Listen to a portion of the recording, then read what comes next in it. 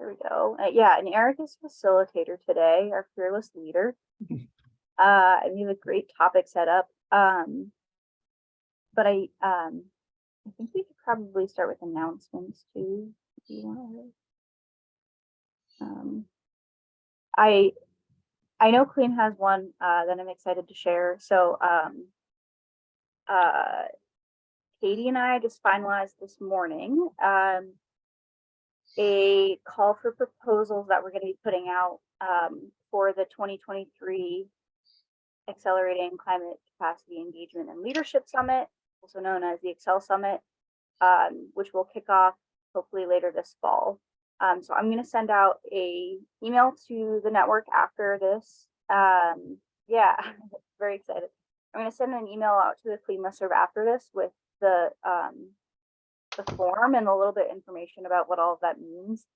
But we'll have that application, well, a call for proposals, I'll say, open for about a month, and then we'll, yeah, hopefully have a kickoff event in November and have some working groups meeting for a few months here. So that will be next steps for Excels. But that's my big announcement right now.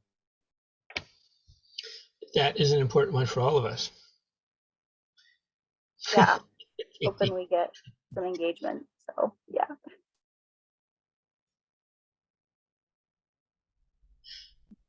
I don't know if it's much. Oh, go ahead, Jim.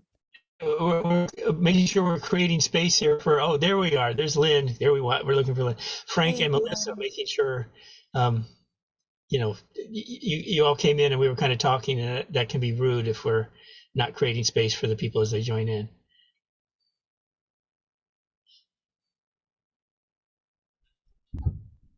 Yeah, and maybe it's not as much well, it's an announcement, but Frank and Lynn, feel free to jump in on this too, connecting the dots with what we're going to talk about today. I think this is what we talk about in sort of the example footage I show you in the conversation, I hope can be something, Frank and Lynn, that we might, so what we're working on, Lynn, Frank and I, this idea of remote engagement in COP. And so Frank submitted a proposal to AGU with both of us on it. And so I'll Frank, let you kind of speak to that a little bit, but I think there's going to be potentially some connectors between what we talk about today and that specific effort.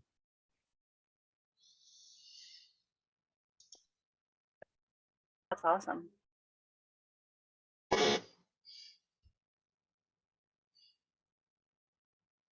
Oh, Jim, go ahead. That's fine, Eric. I'm more just doing etiquette here, right? I know it's sort of like not really necessary with a small group, but so this too will be an AGU announcement that you all are basically aware of, but lead into the announcements going into potential discussion. Indeed, the students have come through. On the Bright Stars side, there's almost 200 submissions this year for students on things, and one of them is specifically on this topic. And a couple of others are from other parts of the world that are very close to this topic. And also know in both the education section and like science and society and other parts, lively discussion on diversity, equity, and inclusion is very much a part of AGU. One of the people I would make a shout out to is Vernon Morris at Arizona State University. He is someone who speaks truth to power. He doesn't just, he's very strong on making sure that diversity is important. And of course, environmental justice and social justice and the subject part of the subjects here are very much there. So knowing at AGU as a bringing together point, what we're speaking about shows up in all sorts of different parts of AGU, and it's important to make sure that they don't stay separated from each other.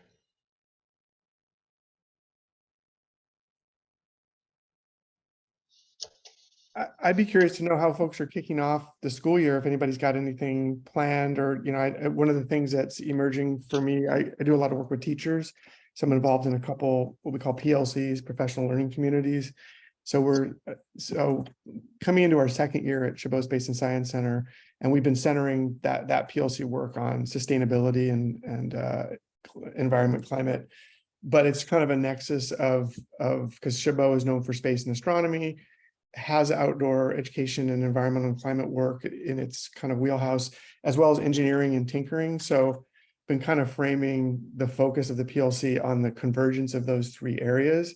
So things like the types of visualizations that NOAA can provide or NASA can provide with respect to like remote sensing of the Earth. So the Earth-space connection and some of the engineering challenges that might go with, you know, the idea of just studying the Earth, but also resolving some of our climate problems. So anyway, that's kind of emerging for me, along with another group that a PLC in Oakland. It's called Oakland Teachers Advancing Climate Action. So we're just teeing up for our 4th year of that. And these are teachers that are engaged in climate-based action projects that brings in mapping and again, sort of visualization, but maybe at a more regional, local level. So anyway, just curious what folks, if anybody's got anything to share before we jump into the topic around things. I'm in the school year mindset, so that's not necessarily everybody's mindset. I have things to share, but I want to deliberately not talk for a little bit and let other people step in. On the note of the school year, I think I was so busy over the summer, I don't think I ever actually shared the outcome of the CLEAN review camp. So we had our round of review. So this is for the CLEAN collection and the resources. And we reviewed through the whole cycle last year, 96 resources. We had, gosh, how many? I think 65. Let me do a little math really quick.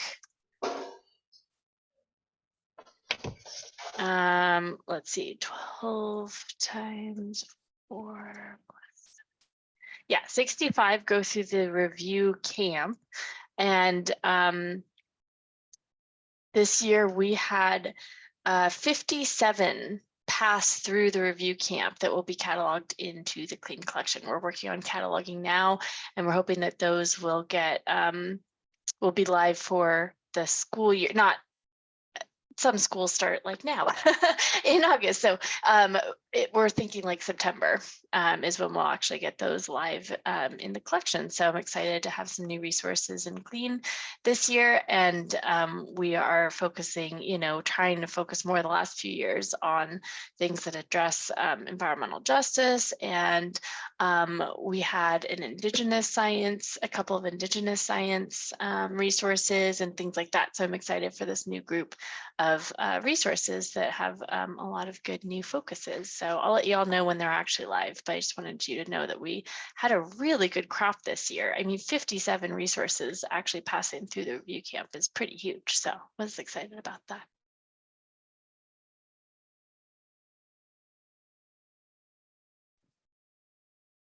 And of course, Katie, one of the ways that people will be hearing about it is there'll be flashes and things taking sections of them. I mean, they will show up as those that passed and so on will show up on the resources, but there's ways of announcing groups of them. Yes.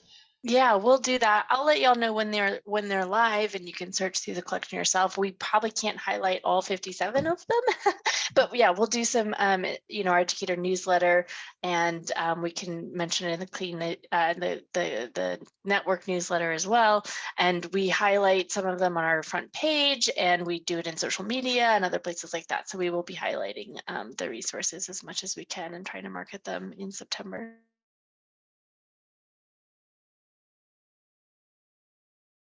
Great. Anybody else have kind of announcements for the good of the group? We can kind of jump into our conversation. And as Gina had mentioned, a couple of weeks ago, we were talking a little bit, and Jim has in his background on his screen the oak tree that was in jeopardy of being cut down at Oakland Technical High School here in Oakland. And so that kind of led to some conversation about climate justice, access to green spaces, and sort of that convergence of those things, and even just environmental education at large, especially when you have maybe access to green spaces or you don't, and then leveraging sort of the facilities that we work within. Maybe it's a school, maybe it's another area of work, but just the physical space that we work in, that we live in, that we reside, has a big impact on one, who we are foundationally, but two, kind of in our lived environment and during our lived experience, like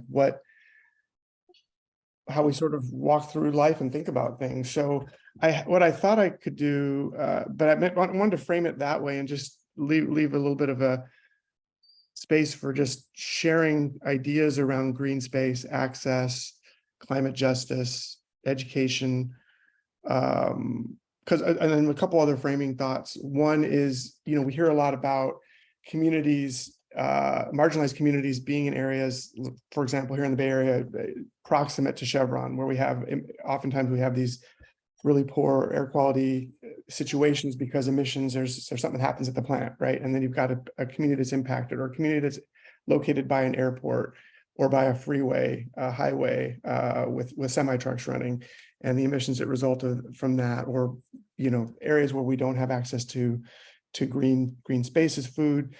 And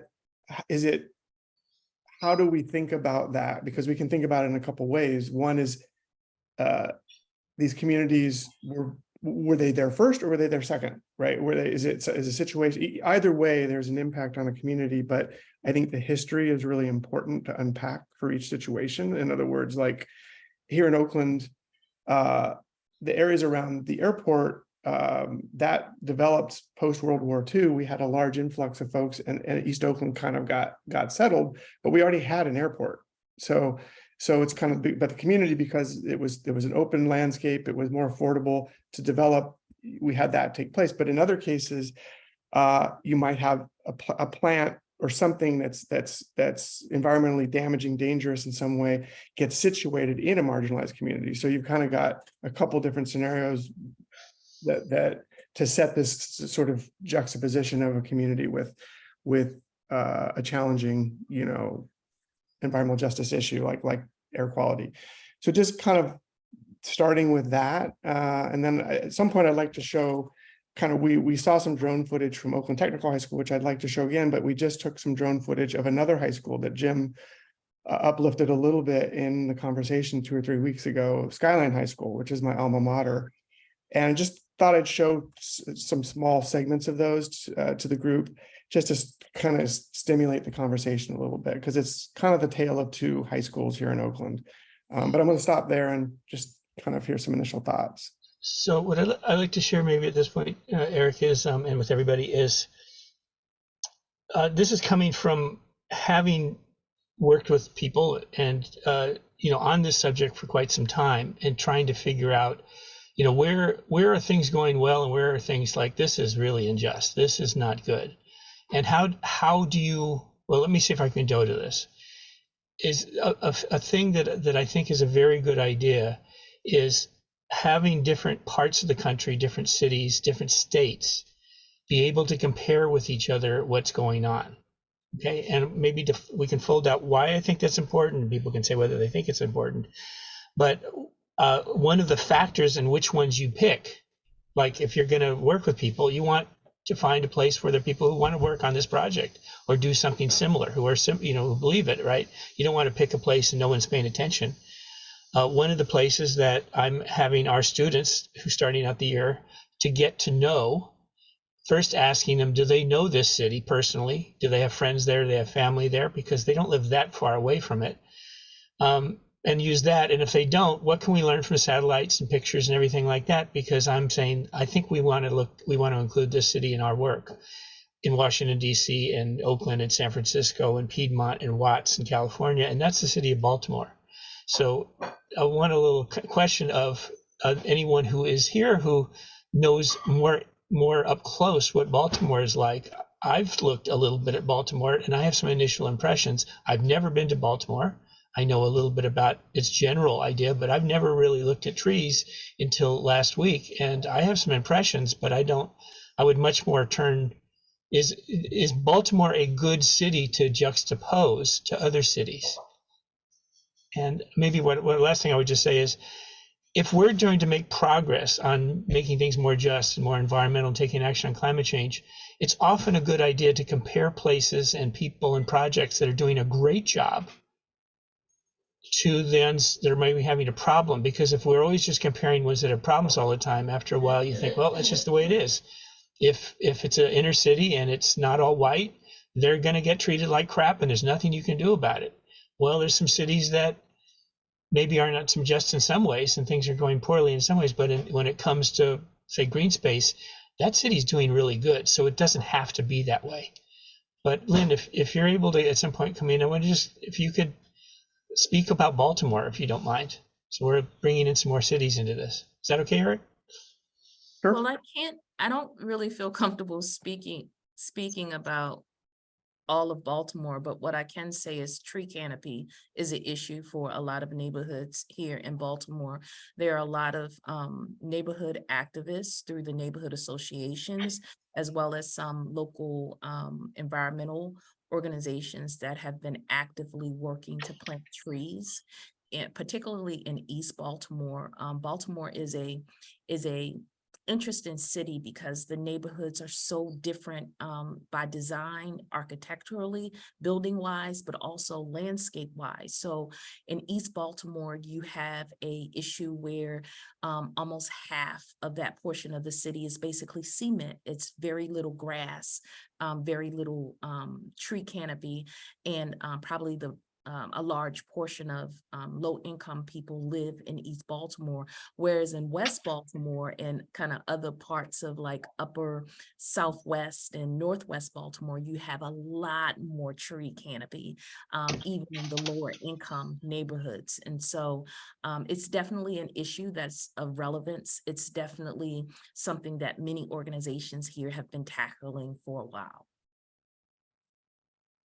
But by the way, Lynn, that's exactly what I was hoping you would address, right? So what are the characteristics of Baltimore? Not asking you to say, what's the income level of this profession in this part of town.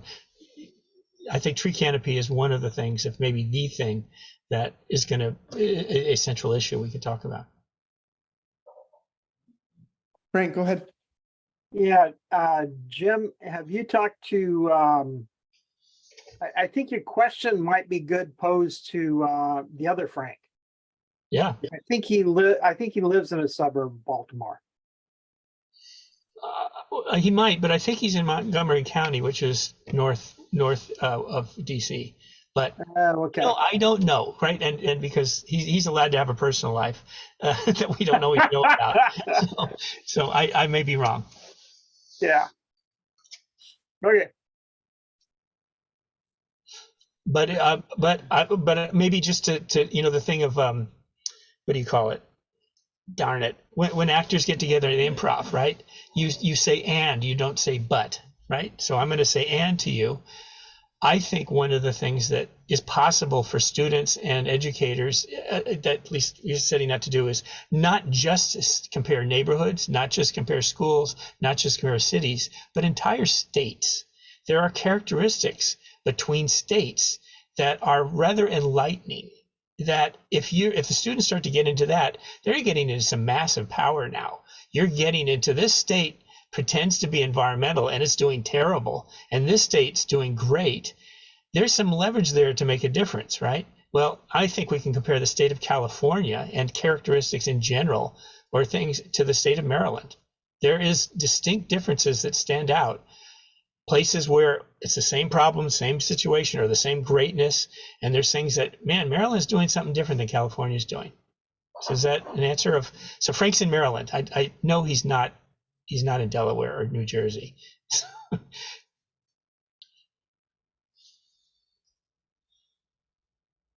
So that might be a good frame. Let me show you a couple images. So one, let me share my screen. Let me know if you all can see it. So this is just a Google map, but satellite view. So, Lynn speaking to the tree canopy issues and sort of situation in Baltimore. Oakland, is bordered on San Francisco Bay. That sort of island there is Alameda, and then this is basically Oakland, but it runs up here into the hills. And so we've got sort of what we call the flatlands of Oakland, the foothills, and then the sort of green space in the hills of Oakland. And the two high schools that I'm going to show some footage from are one, my old alma mater, Skyline. Can you see my cursor? That little arrow? Yep. Yes, we can Right. see it. Yes. So Skyline High School is about here. so proximate to this outdoor regional park space, and kind of you get some great views of the bay looking off to the west. And then Oakland Technical High School is up here, kind of in the urban flatlands of Oakland in an area called Rock Ridge or borderline Rock Ridge. So that's the context for the drone footage that I'm going to show just some snippets from. Let me see. So the first set of footage will be something that we watched last month. And let me see. Tell me if I may need to move it over to here. But just to kind of set up the drone footage and where this is kind of the idea of it, is to kind of give people, but students in particular, a different vantage point to kind of look at their environment. So this was drone footage that we took from Oakland Tech a couple months ago.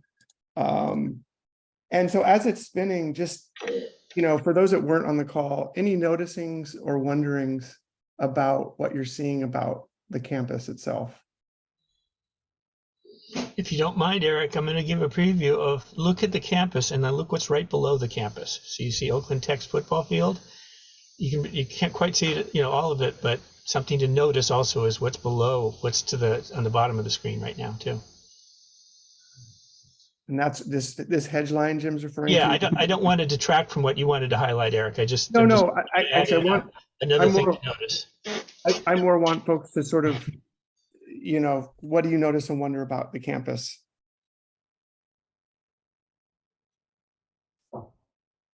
And feel free to call out as it's orbiting. Eric, by the way, this is fantastic. This is very valuable and very, very cool and very much in sync with stuff that we haven't done. I see solar panels. Yeah, I was gonna say that too. Yeah. Quite a few of them. I didn't know there was so many on the campus. I saw the same thing. Yeah, there's quite a few. I'd say also you're looking at characteristic of California and Oakland that are strong. Solar panels are generally more prevalent than most parts of the country. And you also notice the roofs are white in California. That's by law. That is a significant action on climate change to make your commercial buildings by mandatory have white roofs. Which school was this one, Eric? Oakland Technical High School. It's kind of at Broadway and just above a large corridor called MacArthur, and the 580 freeway runs. You can see it back there where my arrow is. And I stopped here because this oak tree is depicted on Jim's background. So it's the same tree. And we can talk about that a little bit more. So let me stop here. Jim, Jim had wanted to call out this campus. So Jim, do you want to share? Sure. Well, there's maybe first off a little bit of background. What I do in working with young people is I'm looking for opportunities where young people, educators, people who are usually disenfranchised, and then you get into people of color and women who generally are not taken seriously as they can do anything that's important, and find places where there's this opening to do something that's really important and grab it, something that you can do that you don't have to have a PhD or a $10 billion satellite to do. And one is you can study and find places where there's something really important going on by contrast. So it's looking at images from satellites, from what you're doing here with this few airplanes, from photographs on the ground, and showing where there is a very clear case of either environmental justice, like things are pretty equal and things are going well, and where it's a really bad one. And if you don't, can we back up just a bit, Eric? So because I talk right through you gave me a great opening, maybe to there about that's about good. So okay, so we have the football field, and thank you, Eric. And then if you go right now to there exactly, if you go over there, do you notice a little bit difference in the amount of trees per square foot in that little block and what you're going on throughout the general campus? Do people notice a difference there? What is that space where there's a whole cluster of trees, which by analysis is actually 8 times the tree canopy of the entire campus of Oakland Tech? That's another school. That's one of the most famous independent private schools in the country, called Park Day Middle School, or Park Day School.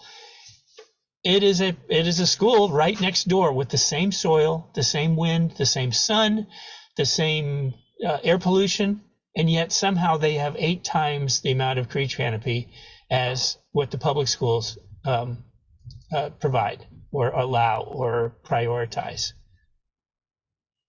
So to me, it's a great contrast, and it's a place that people can step in and say, is this an example of really good environmental justice, or is this an example of like, this is exactly it?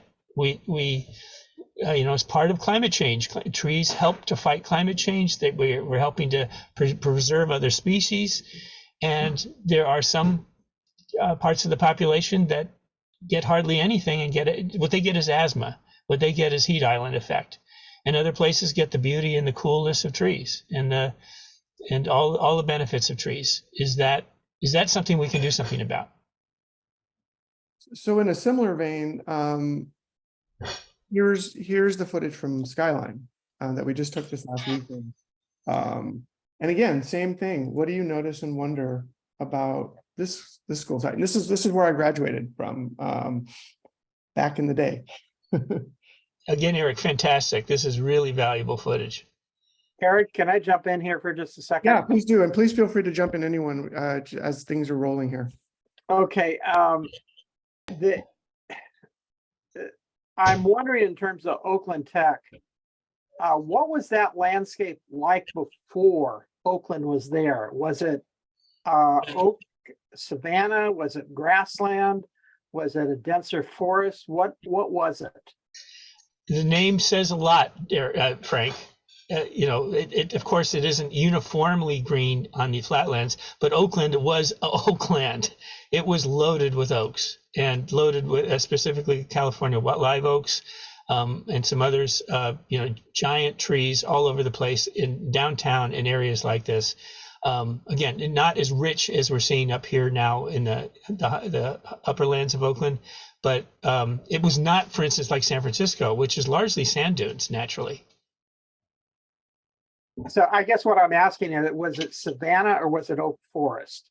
Because I'm looking at looking at that Oakland Tech, I was thinking, well, is this actually denser than it was before the city was there, in terms of the urban forest? I think it was rolling oaklands. That would be my hypothesis, but I'm not. It's a good question. That's a good question. What did it look like before? Certainly as you get into the foothills, you would have had the oaks, and we sort of see this step up, right? Because at the top, so what we're seeing at Skyline is, again, if you remember the map, this is the East Bay Hills, and there's amazingly enough, there was a foresight in the Bay Area to preserve a lot of open space in the Bay Area, in particular the areas that didn't get developed right away, which were San Francisco, Oakland, the flatland areas. So there's a string of East Bay parks that runs from essentially up in Richmond all the way down to past Fremont, that has preserved these hills. So what you're looking at is preserved space either in city or county parks, and then all the way to those rolling brown hills. But you can also see what the hills do is they provide a climate buffer for the Bay Area. So the East Bay is typically 20 degrees cooler, and as you get back, you can see the brown mountains behind. That's because of the rain shadow effect, right? So you get dry areas in Walnut Creek 20 degrees hotter even today, right? And we've been experiencing all these heat waves nationwide, but this little island of the East Bay area has sort of had exceptionally good weather. I mean, just because of the geography, right? And so, and again, looking at, this is another Oakland public high school. This one was built in the 60s, I think 1964. Oakland Tech is, I believe, the oldest school, or second oldest, built, I think, in the 1860s, maybe, as far back as that. So you've got an urban school and sort of a hill school. And just to set up the conversation around justice too, because when I went to school there, and at this school in particular, there was the idea that schools need to be representative of the demographic of the city. But Skyline was kind of it was a good mix of students, but the white students tended to gravitate towards this school. And other schools have specific demographics that sort of are the predominant demographics. So Oakland Tech historically was largely African-American with some other ethnicities. Oakland High School was African-American and Asian predominantly. Fremont High School in East Oakland, predominantly Latino. So each school's had sort of its historical predominant demographic, but that's changing. And Oakland Tech now is kind of thought of as the most sought after school by a lot of folks in the community, whereas Skyline and Oakland High might have been in that role before. So even in this environment, in this context of a school located where it is, and what Jim has pointed out, I think at the last call, was the difference between these two campuses. In the same way with Park Day and Oakland Tech side by side, here you've got two public schools with vastly different campuses and potentially different experiences. And yet this school is equally challenged, if not more so, by student culture, I would say. So the two teachers I met with this weekend, Sal Mitra is a biology teacher in his third year, and Natalie Music is in her second year as the AP Environmental Science teacher. They're looking at their campus as a living landscape, a place that they can teach environmental concepts, and not just teach them, but engage students in actually doing projects. So this green corridor right here in the middle of the fields, so the football field and the basketball courts here, tennis courts, then you got this green set of trees, then you got the principal buildings. Not that it's of interest to you, but my locker was right here in the 50 building, right over there, under those trees. They want to use this as an opportunity for students to take action and actually physically continue to improve on their campus. And so there's some Monterey pine trees, not to get into the weeds or the trees too much, but there's some non-native Californians, but locally non-native trees called Monterey pine, which were planted after the huge logging of the redwoods that took place in the 1860s. And they're great, but they're also providing some challenges. So they'd like to kind of think about transitioning that landscape back into more of a redwood landscape, which you could very well have found here. And there are some redwoods in that area, but getting the students to actually be involved in this restoration and greening of the campus. And he's amazingly knowledgeable about the very specific species that we find on Skyline's campus, and there's a ton. And he has the students doing that work. Eric, So can I mention something for a second? one more thing, Jim, and then then I'll stop. Okay. Back to tech. One of the things that we're trying to work on is what we're calling green assets mapping. Students taking action. So getting the vantage point of their campuses, finding where things that they notice and wonder, like we've been doing with the solar panels, with the lack of green space or lots of green space. But then, so doing that unpacking and inventory work, but then ultimately making recommendations and bringing that to their administrations, to the city council, to the school district, to the boards, so that that is very powerful when we have student voice. And there's been some really great things that have happened in Oakland as a result of that student voice being heard and then amplified. One of which is getting climate curriculum and climate across the K-12. That's sort of a big push for Oakland. So sorry, Jim, go ahead. No, it's what I wanted to do is, and it's not to take away, I want to just bring in the different conversations here. And this is actually to applaud our dear colleague, Frank, who is both a leading educator and a scientist, right? That the nature of your questions, Frank, I think we want to hold on to them as, maybe get your opinion on this too, is the question you asked, Frank, I think is tremendously important, opens up the question of what of history, what came before, what was the track. And the thing I want to plug into is that question one that must be left to the prominent professors and the people, at UC Berkeley, at Stanford.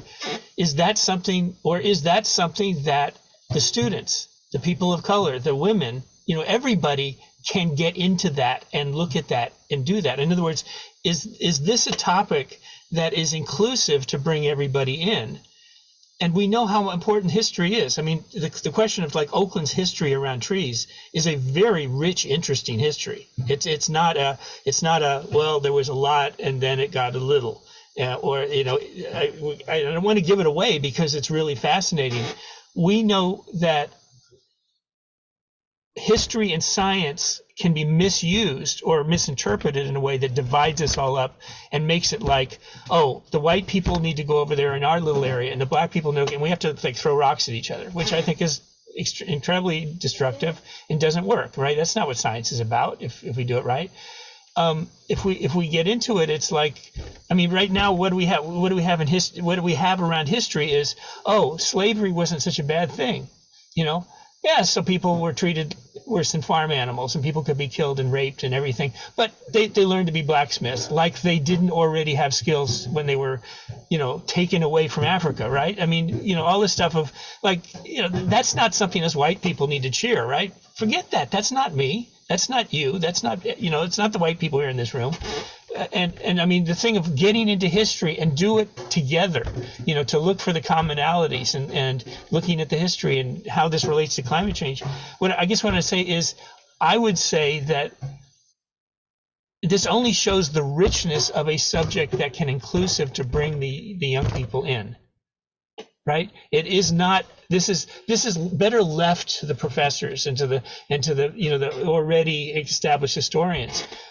Getting into the history is not that hard. You know, it's there, but it gets interpreted in ways that are really, in Oakland, the way the history of trees is misinterpreted it's very frequently that, you know, things are said about the history of Oakland's trees that just do not hold up historically. But if you've got the power and you've got the megaphone and you've got the press, you can get over with, oh yeah, Oakland was always a you know, a sparse place. Look at these pictures. There's no trees in these pictures. And I'm going to give away a little bit of it. So that people will show pictures of when Oakland was taken over by the Europeans, you know, when things happened, what did they do? They clear cut it everywhere, because that's the way to build a bunch of houses. You go and you cut it all down, you tamp it all down, and then you build the houses and you replant the trees. That's what happened in the lowlands of Oakland. There was a period of time when the trees were basically clear cut everywhere. And if you take a picture of that, you miss the fact that 10 years before, all over Oakland were logging farms, you know, logging mills, because there were so many redwoods to cut down. They cut down the redwoods to build the houses. You know, it's a fascinating history, but you know, Sam was saying of like, hey, let this, you know, this is great for the students to get into. You know, it's also the history of racism. It's the history of classism. It's the history of like, how are we going to make things better? Frank, go ahead. Yeah, two comments on what you just mentioned, Jim. Number one, it's when you talk about the issue of, do you leave it up to the quote professionals in terms of history, or do you engage everyone? Well, it's interesting that the professionals oftentimes, as some of their base data, use oral tradition. An oral tradition doesn't come from academia. So that's number one. But I think the other part is my question in terms of what it looked like and the whole issue. Okay, is this an oak savanna? Is this a redwood forest? What was it? Is a question of, if we are shooting for an urban canopy that mitigates urban heat island effect a bit. I think one of the things we have to, we need a historical perspective, because if we have envisioned a boreal forest for Oakland, that doesn't work climate-wise. And so it's kind of one of those things that it would really be helpful to get a good, strong sense of what an area is like before you start planting an urban forest.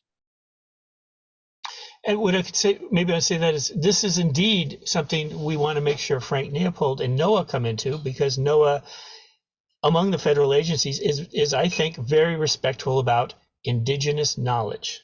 And it's very important to NOAA to respect it and bring that in, because it's exactly indigenous knowledge is what brings in that answer.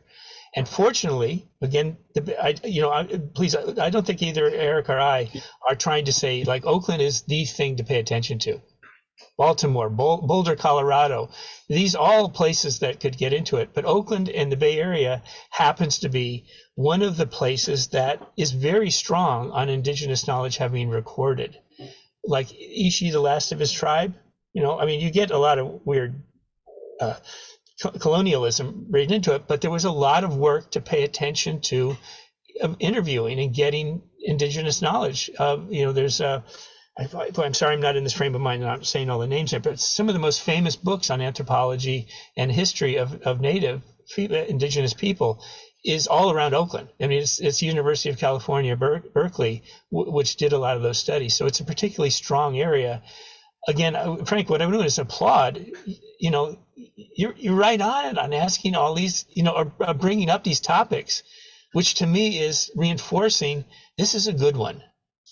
This is a good way to get in, to bring together exactly as Gina framed this topic, climate change, environmental justice, science, environmental action, all these things are in here. Yeah, and we have to know the science, otherwise we're planting, we're encouraging pine trees to grow where they don't belong.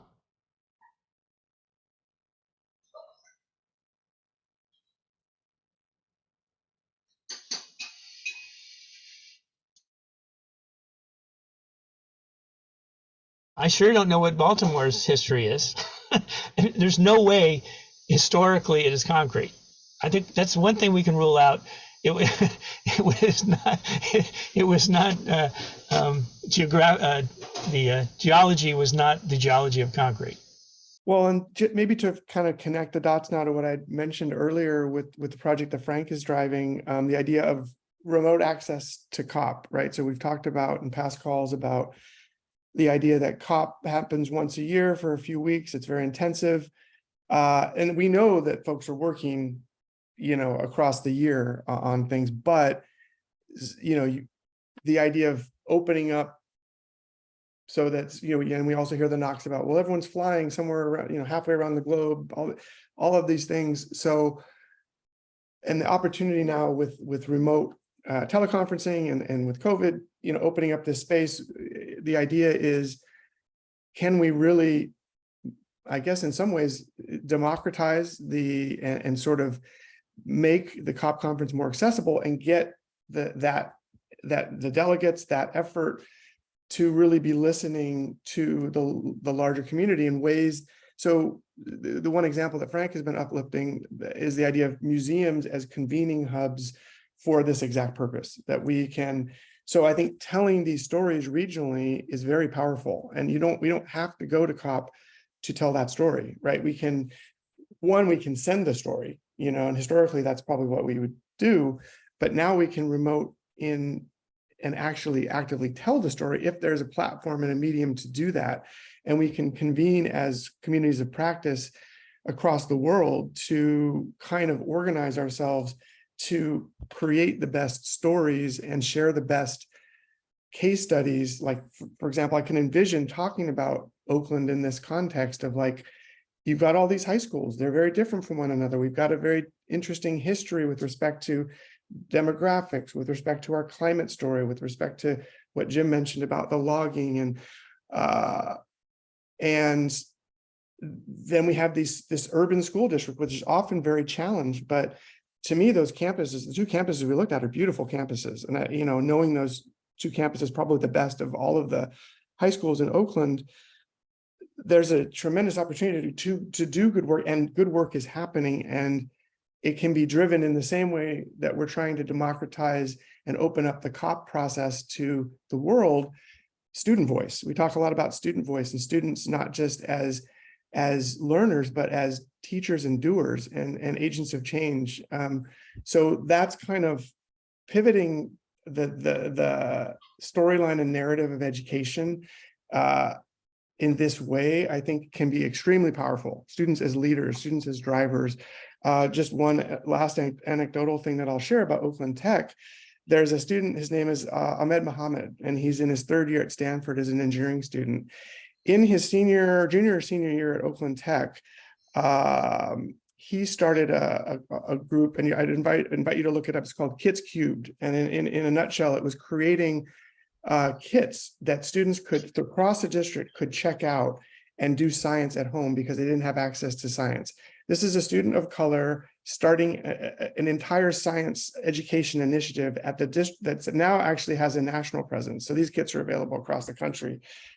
This is a student-driven project, and I was dumbfounded. He came and spoke at our Sustainability Institute a couple weeks ago. So what students are capable of, we all know is incredibly powerful, but to sort of change the narrative with how we see our students and how we interrelate in our educational systems, I think. Eric, may I screen share while you're talking? Because Yeah, please do. what I want to screen share is not to take it away from what you're saying, but I think it's to say what you're saying is very true. Is that right? Yeah, please.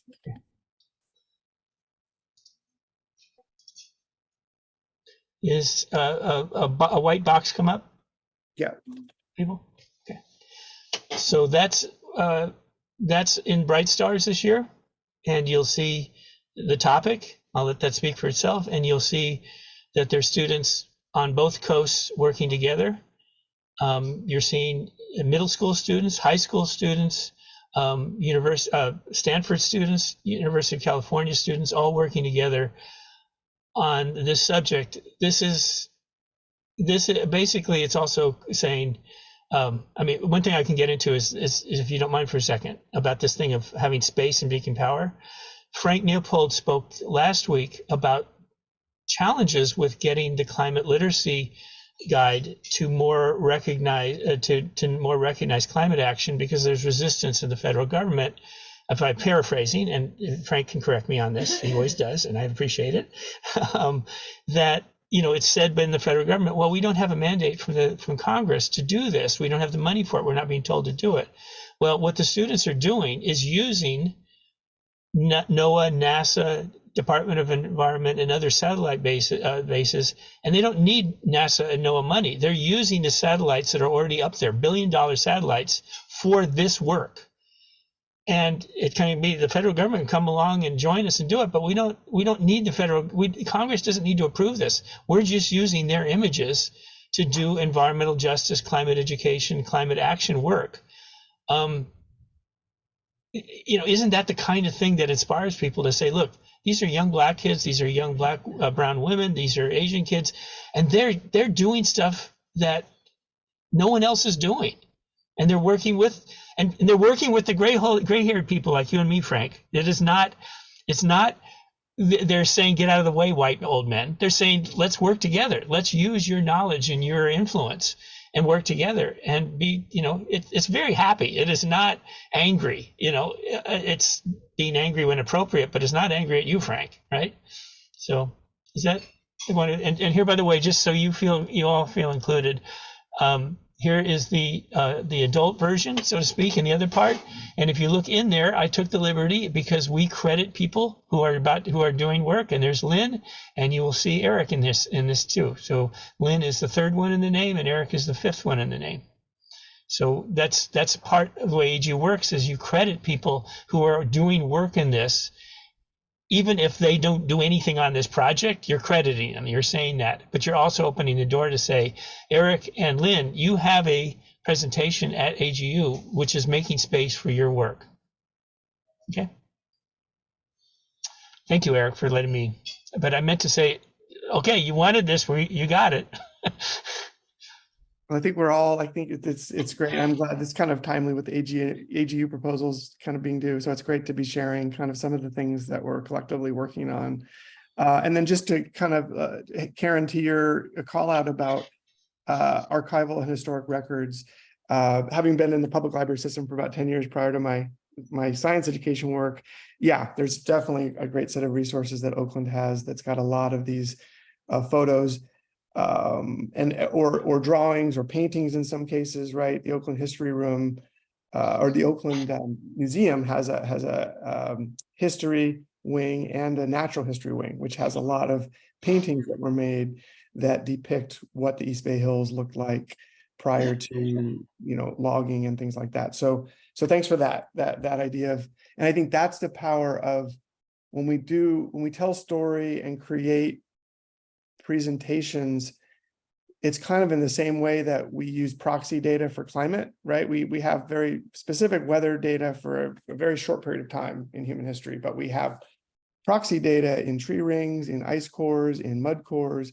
We have data in paintings. We have data in narrative, in communities, in indigenous culture, the storytelling over time. And that's, I think, a reminder that to tell the full story, we need to be listening, and learning and reaching out and understanding and uplifting those forgotten or suppressed histories.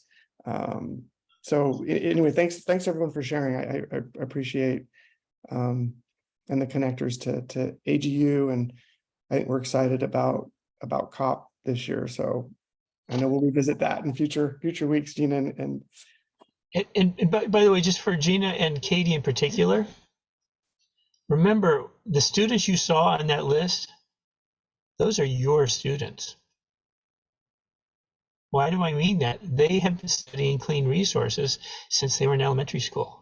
This is what clean resources inspires and gives students the background to say, I want to do something about climate change, and I want to do something serious. I'm just going to go talk to the mayor for an hour or vote 1 hour, 2 hours a year. I'm going to do all that, but I'm going to devote my life to taking action on climate change.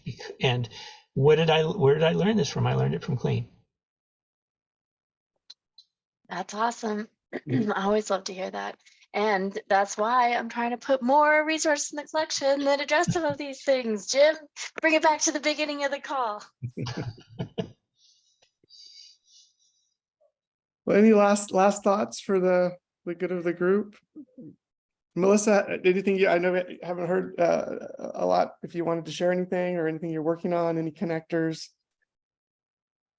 I mean, it's great to hear all this. One thing I was thinking earlier on was just Colorado is probably one of those states that people like give credit for being probably, it's probably an environmentally great state, but we've got a lot of work to do too.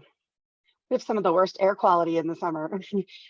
Last year for a while, it was like the worst in the US for a while in Denver. And some of that, Melissa, as we're talking about, I think in the chat, Lynn put in about, some of that's more historical, what Lynn was talking about, but we do have the physical, the valley and things like that, the Front Range kind of sits in that traps a lot of that air, and the climate that we have here that tends to create more of those like summer inversions that makes that worse. But so much of it is just how many cars use this area and how we do not have good public transportation, and people pretty much just have to drive here. And it's, as with so much of the country, there's so many views on people using public transportation as being poor or silly or whatever, and people want, instead of funding public transportation and trying to make that better, people just put more into cars, and then we just get in this vicious cycle where it gets worse and worse. And for sure. Even our energy production, our waste management, Colorado could do a lot better, but there is also that juxtaposition, because there is a lot of people that really treasure the nature here, right? So there's efforts there, but most of the people are living in the Front Range, and that's where the problems are, of course. But I don't know, it's just interesting. I was just thinking of that in terms of Colorado. There's a lot of factors in what is on the pro side and the con side of every place. Colorado has a major pro side, if you ask me, and that is CLEAN, that is NCAR, that is UCAR, that is Ceres, that is University of Colorado. Those are amazing resources that enable or empower positive action. And some parts of the country don't have anything like that. So, good point. And we're part of that ripple effect right here. Right? And that is a good point. There's another thing I'll mention in Colorado too that's been happening the last few years. It's funded by the EPA, but it's through this Earth workforce organization, there's another project in Series Zeno that's partnered with them on this, but they're doing kind of similar stuff. It's a little more focused on like community resilience projects, but some of the kids do things specifically in their schools, and a lot of them work with their communities and such. So anyways, it's yeah, a little bit more like like some students did a whole project on trying to like create more their resilience in their community to wildfires. So helping to like educate about defensible space and like doing a lot of work with people's, people in their community and helping them get defensible space around their houses and things like that. So yeah, it's just an example of kind of similar to what Eric was talking about earlier, is that like community action piece, getting students actually involved in some of these solutions, I think is so important. And this is a nice one because they actually fund the students to do their projects. So it's pretty cool. Mention, I know we're getting in, but I want to mention we haven't had a lot of time on, but we can, I think at least let's flag this one. Is this a question of careers, workforce development, what the future is? That if the way we see this and frame this, included in this is students getting experience, actual experience, getting to know people and everything to be able to pursue well-paying, prestigious careers. There's a thing of when we get into environmental justice and trees of, well, what trees is about is planting trees. That's where and planting trees is extremely important, absolutely important. But it becomes this thing that if you care about this, the only thing you're going to get is the skill of planting trees, which is really not a terribly skilled level. And it's labor. I mean, it's sort of like, well, that's where you send your Black people. That's where you spend your young people. That's where your women, the normal, discrimination kind of thing. I mean, one alone, that this subject overlaps tremendously with the medical industry, the medical field, right? Because this is asthma, these are health rates, these are the effects of this. We're looking at students getting experience that can help them get into med school and be taken seriously. And we sure need a lot more Black and brown teachers, doctors and nurses. It ain't saying we don't need white people, right? We need to all be working together. It's never an attack on the people in Oregon, right? That's not what we're doing. But this is, this question of workforce development, analyzing satellite data, using, these things, these are high skilled work. So just noting that. And thanks, Lynn, for those last resources in the chat too, because as you know, everything is recorded, including the chat. So thanks for a great conversation. To all of you, and look forward to coming weeks. Thanks, everyone. Thanks, Eric. Yep. Thanks, Katie. Thanks, Gina, for hosting. Thank you, Eric, for facilitating. For Thank sure. you. Yep. Bye. Thank you, Eric. Thank you, Gina, for making that. And always great to see you, Frank, and be with you.